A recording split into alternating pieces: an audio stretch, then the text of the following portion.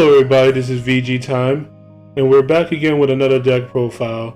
This time we are looking at the Set 11 Son Gohan leader. This leader benefited greatly from having new support in Draft Box 6, and I'm hoping to display some of that support in this deck profile right now. This leader is of course very strong overall, and I'm just going to get into what he's doing. So he has a permanent that says if you have a skillless battle card in play, he gets plus 5k.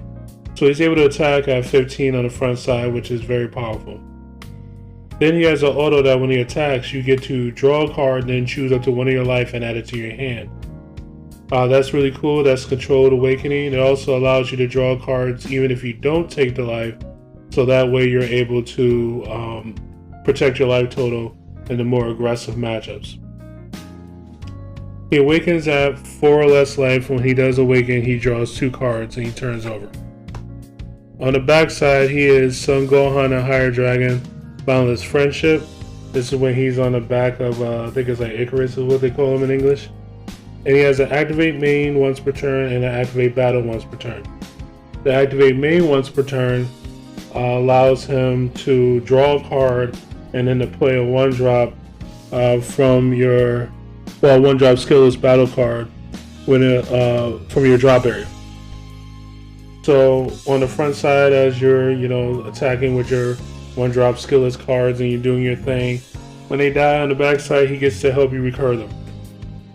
And then he has an Activate Battle that says that if he's in combat and you have a monster in your combo area, you get to draw a card.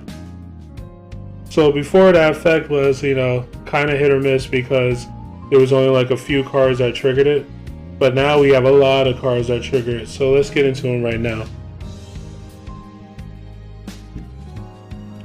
First, we're going to start off 4 copies of Higher Dragon. Your vanilla. Not much more to say about that. Then we're going to have 3 copies of one of the new cards, which is Higher Dragon, A Fated Meeting. So this card right here is actually pretty cool. What it has going for it is that it has sort of like a built-in protection, and that if you kill it, if your opponent kills it, you get to draw a card and then you get to play a 1-drop skillless from the drop area.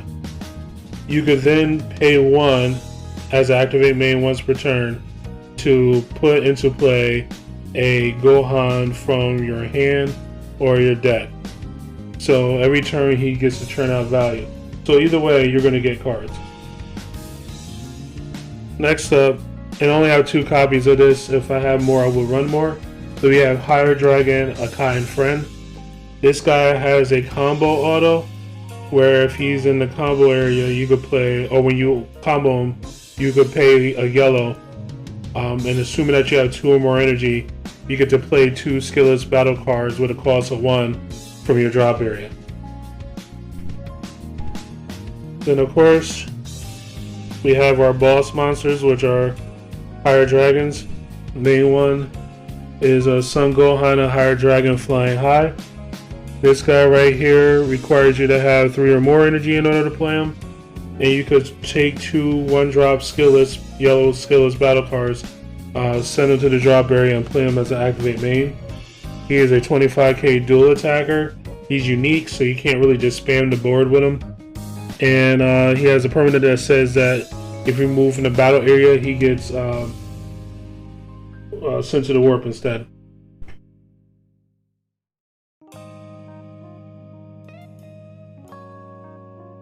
Next up, sorry about the delay, we have 3 copies of Son Gohan and Higher Dragon, Peacekeepers. This is new from the Draft Box 6. This is our 20k double striker that EX evolves on top of a Son Gohan or a Higher Dragon with cost 2 or less. So that's going to be basically all the Son Gohans in the deck, besides of course these 2, because those guys cost 6.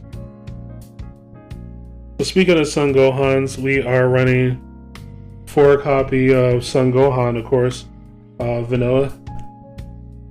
And then we are running 2 copies of Son Gohan, no, vanilla. And then we are running 2 copies of Son Gohan, The Battle Begins. So this card right here, I'm not exactly sure who asked for it, but it's not a terrible card.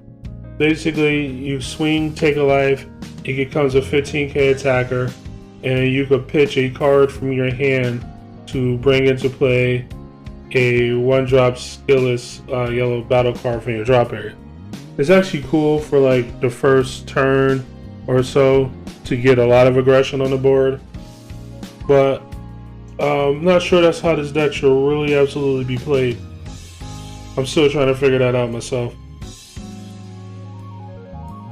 Unisons, we got 4 Son Gohan and Higher Dragon new pals. This unison is okay. It does some really cool things. You don't really want to play it on turn 1 unless your only goal is to draw a card. Otherwise, you want to wait until you could play it with a couple of counters on it. When you have a skillless battle card out, it gets plus 10k, so it's a 15k attacker. And then he could +1 to provide that skillless battle card for you by playing one from the drop area in rest mode. And then his ±0 is the draw card. But this is like the real unison that's supposed to be used for the deck, which is Son Goku forever in our memories. Very powerful effect. Not sure how I feel about the card though, but very powerful effect. So basically, it removes as a permanent that negates the skills of all 5-drop or less battle cards on the table. Then it gives 1-drop battle cards plus 5k. So it doesn't require it to be like the skillless battle cards. I could give it to anything that's a 1-drop. And then it has a ±0 where you could play 2 yellow skillless battle cards from your drop area. Very powerful. And then the -2 is a floodgate, which prevents your opponent from attacking with more than 1 battle card on the following turn. So, very powerful card. Just wish there was something that plussed it in some way to keep it around. But it is what it is. Supporting unisons, we're playing 3 copies of Vegeta Prideful Transformation. This is kind of a way that we could protect it. We could, like, pressure ball whatever they're going to play basically with this guy for free, and then have a blocker up, so that helps. Then we have Release from Evil. This card could take away like the double strikes and stuff like that people might try to throw at this guy, as well as it's really good against the Gohan matchup and various other decks. 2 copies of Dark Dragon Slaying Bullet. This is one of my favorite cards from set 10. It's not quite as favorited as God Slicing Kamehameha, but it's up there.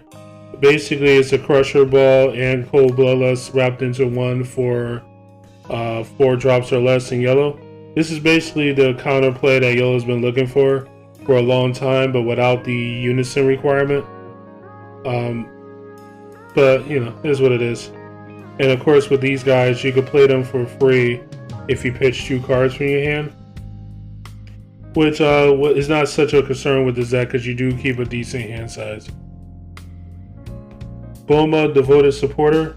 This is another counterplay that requires a unison. Basically, you get to the battle cards and energy cost of 2 or less.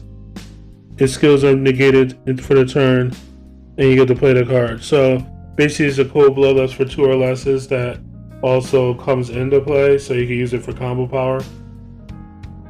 My super combo choice is going to be Counterblast Son Gohan. This super combo is really, really cool to me. I understand why people don't really play it, but I just think it's very powerful. The ability to just come down and rest any card, no matter what size it is amazing. And the ability to be comboed to pop a 5 or less is also very powerful. Of course, that 5 or less has to be in rest mode, but that's why playing them is really good. Ultimate, Sin Shenron, Negative Energy Incarnate. You play a lot of 1-drops, or 1 costed cards, and he gets reduced by 1 for each of but 1 caustic card is in the drop area. And 1 caustic card also counts your release from Evo and your 1 caustic unisons. So keep that in mind. 2 copies of Justice Blast. I just wanted additional removal, especially barrier removal. We have this card and this card to make stuff come into play in rest mode. So we might as well take advantage of them going to rest mode by being able to pop them. 2 copies of Flying Nimbus. This is deal with wide board states. 2 copies of Time Magic. That's to deal with, giant boss monsters or multi-attacking boss monsters that you don't want to have to deal with. So you're talking about stuff like the 6-drop gold tanks and so forth. And then lastly, a copy of Restrain. Restrain, drop area negate. I just like running these right now. I believe that they are a viable option. And that is the 50 cards. Might actually be 51.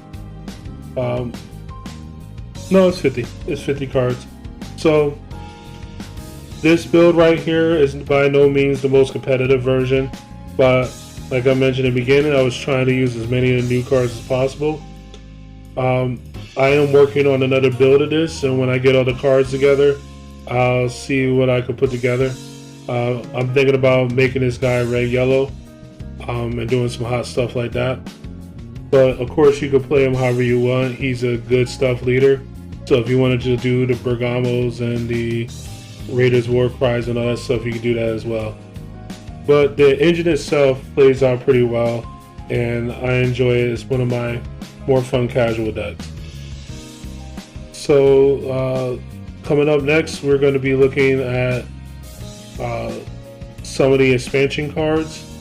Hope to have those by the end of this weekend, and then have some deck profiles come out concerning those updates to things like Ginyu Force and Trunks and whatnot. So that is it for this video, and I'll catch you again. This is VG Time, signing out.